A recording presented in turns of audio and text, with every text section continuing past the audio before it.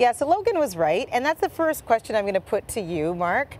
Getting suckers off our tomatoes. It's the lingo that has me intrigued here. What are suckers? You know, I'm not used to this. You're miles ahead of me. Jeff is never miles ahead of me, but it's a very good question. We're going to start right there, Marcy, because the idea this morning is to explain to viewers how to get the greatest crop from your tomatoes ever, because they're bearing fruit. You can see the lovely fruit I've got on my tomato plant here. And what Todd's referring to is this little sucker right here. Now, the sucker occurs where the main stem meets the leaf axil of a leaf, right? This is so scientific. And, well, basically we're going to do this. With apologies for the way this sounds, we're going to rub the sucker out at the crotch, all right? Would you make sure Todd understands that? This is a family show. I'm just pointing that out right now. There you go. Are we still on the air? Okay, I'm just asking. Okay. Marcy, that's all there is to it. That's it. The question is, why would you do that? Because you want to channel the energy of the plant, which virtually comes from the sunshine and from the roots and the water that you apply and the fertilizer.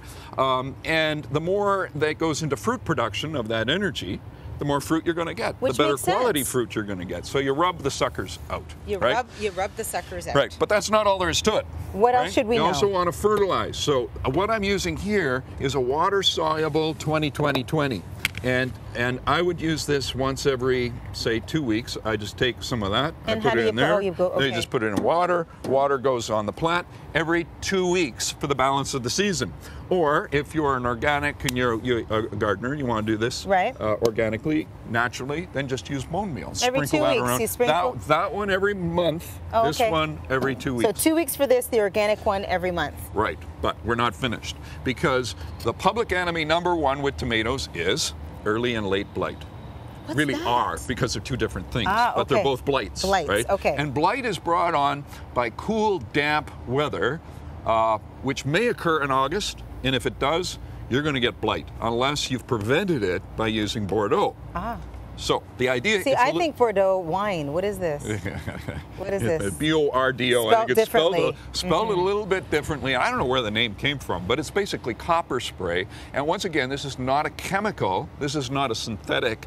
This is a natural control for a very common problem, coast to coast to coast, where tomatoes are grown in Canada, right? Early and late blight. You apply this, again, once every 2 weeks. It's a wettable powder. So this would go into your sprayer. You mix it up, and then you just spray it on the plant once every 2 weeks. And you prevent it.